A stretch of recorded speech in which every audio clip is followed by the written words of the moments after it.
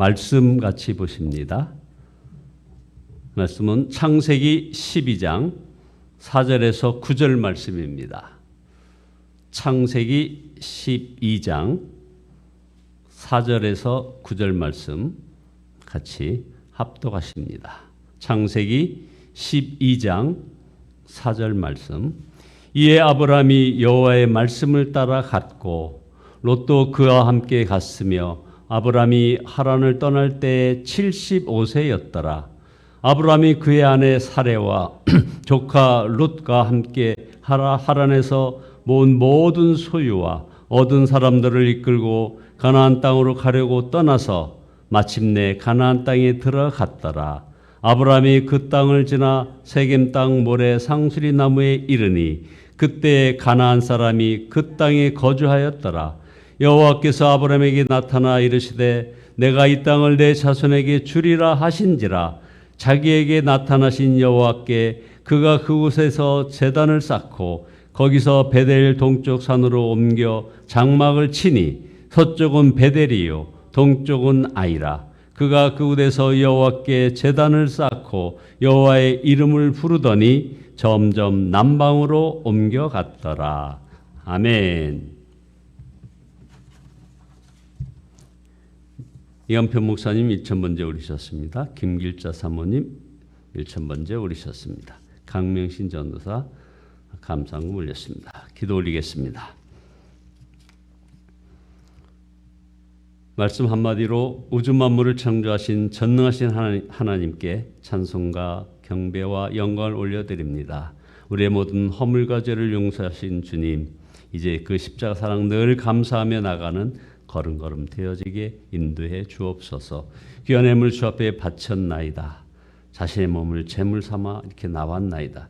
드려진 이 예물과 제물 위에 주께서 복의 복을 더하여 주시고 아버지 하나님이여 주께서 기뻐 받으심으로 저들의 가정과 가문 위에 놀라운 형통의 복으로 더하여 주시옵소서. 건강의 복으로 함께하여 주시옵소서. 지혜의 복으로 인도해 주시옵소서. 예수 그리스도의 이름으로 기도드리옵나이다.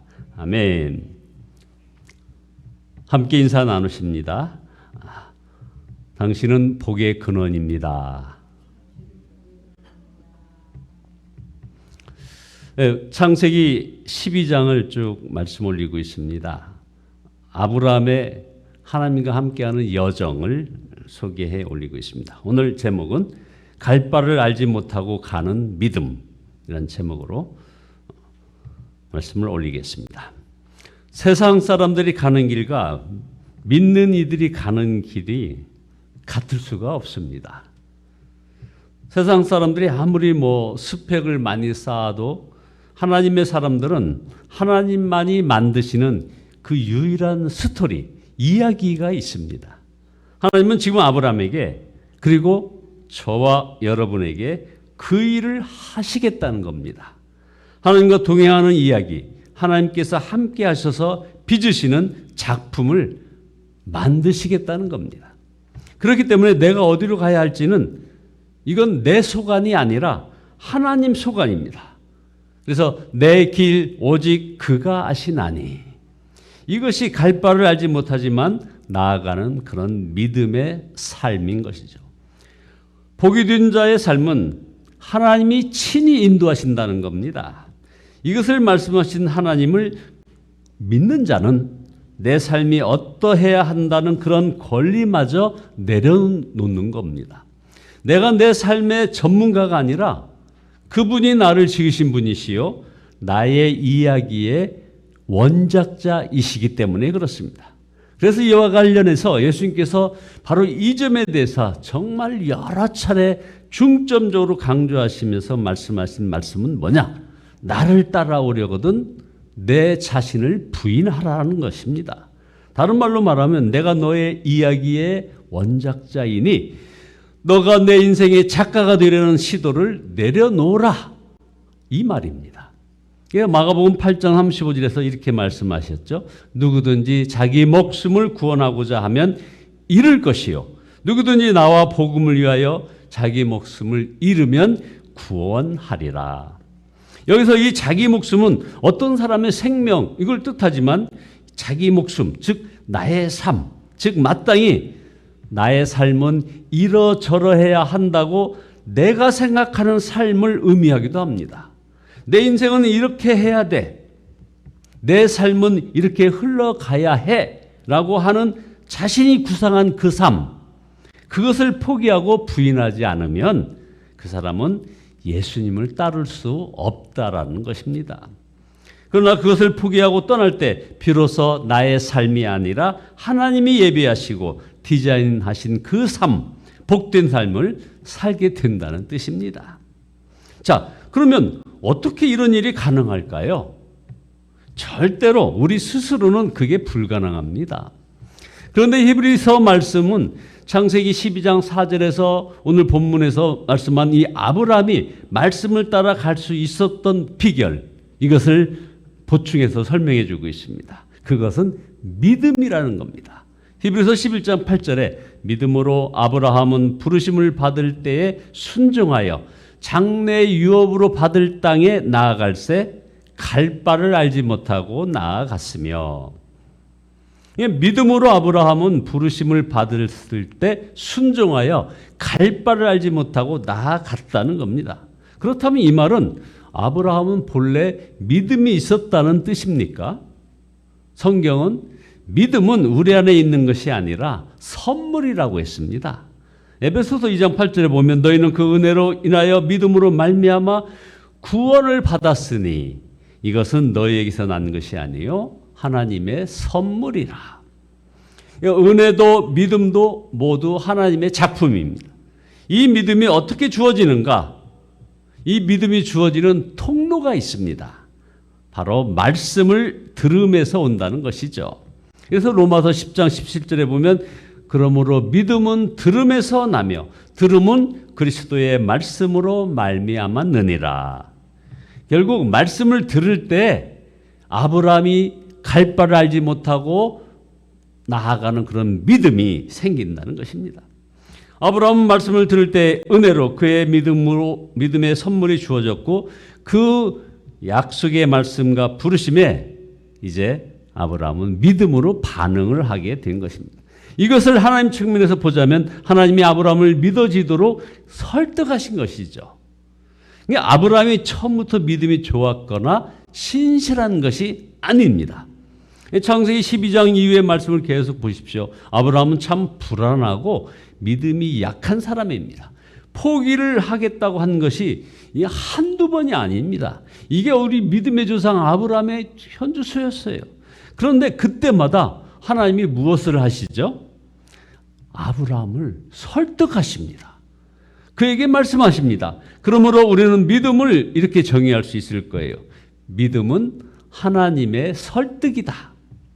어떤 교회 목사님이 그런 말씀도 하시는 걸 제가 들었는데요. 믿음은 하나님이 우리를 설득하시는 작업, 곧 하나님의 일하심을 가리킨다. 이런 말씀이 참 와닿습니다. 자, 그 말은 신자는 누구인가? 하나님을 설득하려는 자가 아니라 하나님께 설득당한 사람이라는 거죠. 그래서 히브리서 11장 8절에서 믿음으로 아브라함이 순종했다는 말은 그에게 애초에 믿음이 있었다는 말이 아닌 것입니다. 인간에게 애초에 하나님을 향한 믿음은 있을 수가 없습니다. 그래서 의인은 없나니 하나도 없다고 말씀하지 않습니까? 그러나 이렇게 말씀을 들을 때 은혜로 말미암아 믿어지는 겁니다. 믿음은 믿어지는 것, 설득되어지는 것, 이해되어지는 것이라는 거죠. 그래서 아브라함은 그 약속이 믿어진 것입니다. 그래서 그가 무엇을 따라갔습니까? 오늘 우리가 읽은 본문 창세기 12장 4절에 이에 아브라함은 여호와의 말씀을 따라 갔고, 그러니까 하나님과 동행하는 삶은 그분의 말씀을 따라 가는 그런 삶입니다. 말씀이 그렇다고 하면 그것을 믿고 맡기는 삶. 그래서 복잡하지가 않아요. 가라! 내가 너에게 보여줄 땅으로 가라! 이것이 믿음의 삶입니다. 그런데 많은 사람들이 심지어 우리 크리스찬들조차도 여전히 자기가 삶의 주도권을 쥐고 있습니다. 그래서 스스로 계획을 짜고 자기 삶의 설계도를 그립니다. 자신이 어떤 목적지에 다다라야 하며 어떠한 길을 통해서 가야 할지도 자기가 다 정합니다.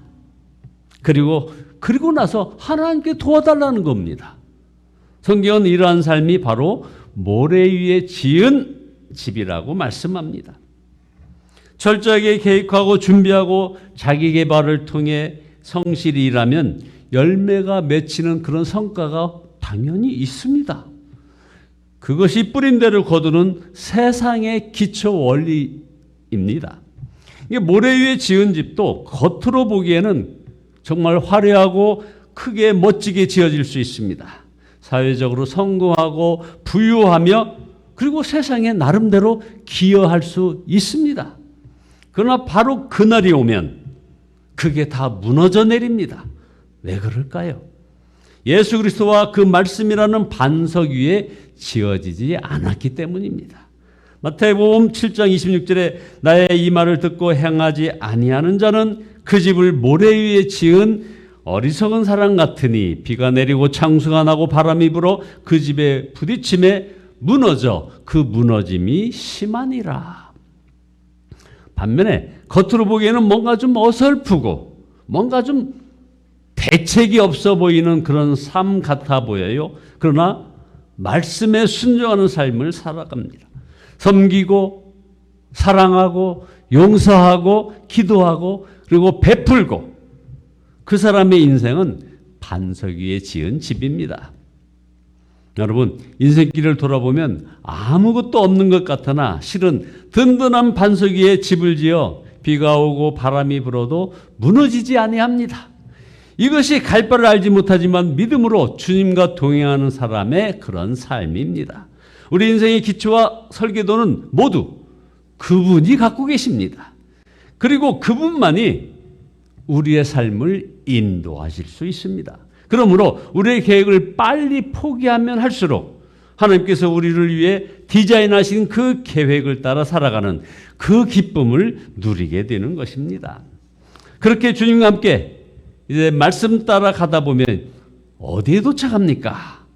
오늘 본문의 창세기 12장 5절 아브라함이 그의 아내 사레와 조카 롯과 하란에서 모은 모든 소유와 얻은 사람들을 이끌고 가나안 땅으로 가려고 떠나서 마침내 가나안 땅에 들어갔더라.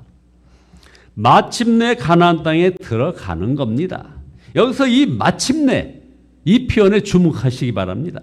이 마침내는 아브라함 입장에서는 내가 이제 마침내 그 땅에 들어갔다는 것이 아닙니다. 그런 표현이 절대 아닙니다. 만일 그렇다면 가나안 땅에 들어간 모든 공로는 믿음이 있었던 아브라함, 의지로 하란의 유혹을 극복한 아브라함에게 돌려줘야 합니다. 그러나 믿음은 하나님의 선물이라고 했습니다. 믿음은 하나님의 설득하심이라고 아까 말씀 올렸습니다.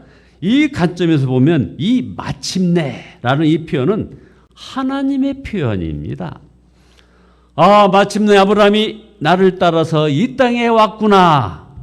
이게 바로 하나님의 신실하심입니다. 하나님의 선하심이라 이거죠. 그 하나님의 선하심과 신실하심이 그를 마침내 가나안 땅까지 들어가게 하셨다는 겁니다. 물론 아직 갈 길은 멉니다. 그 여러 가지 갈 길의 여정은 다음에서 또 말씀 올리겠습니다. 그러나 이 신실하신 하나님과 동행하는 삶에서 아주 귀중한 발걸음을 내딛었다는 데에 큰 의미가 있는 것입니다. 이렇게 하나님과 동행하시는 귀한 여정의 삶이 저와 여러분의 삶이 되어지도록 예수 그리스도께서 함께 하시기를 예수 그리스도의 이름으로 축원드립니다. 기도하시겠습니다. 마침내 가나안 땅에 들어가게 하신 하나님의 그 믿음의 설득하심을 찬양합니다. 주님, 회개합니다. 하나님의 선하심과 신실하심을 믿지 못하고 그저 내 뜻대로 자행자지하면서 하나님께서 왜 도와주지 않으셨냐고 원망하고 불평했던 저희들의 삶을 고백합니다. 주여 용서하여 주시옵소서. 마침내 아브라함이 가나안 땅에 들어갔던 것처럼 저들의 삶도 이제 주님이 주시는 그 말씀 따라 믿음이 커짐으로 저들의 모든 삶을 디자인하신 하나님의 그 뜻에 따라 마침내 가나안에 들어가는 저들의 삶의 여정이 되어지게 인도하여 주시옵소서. 예수 그리스도의 이름으로 기도드리옵나이다.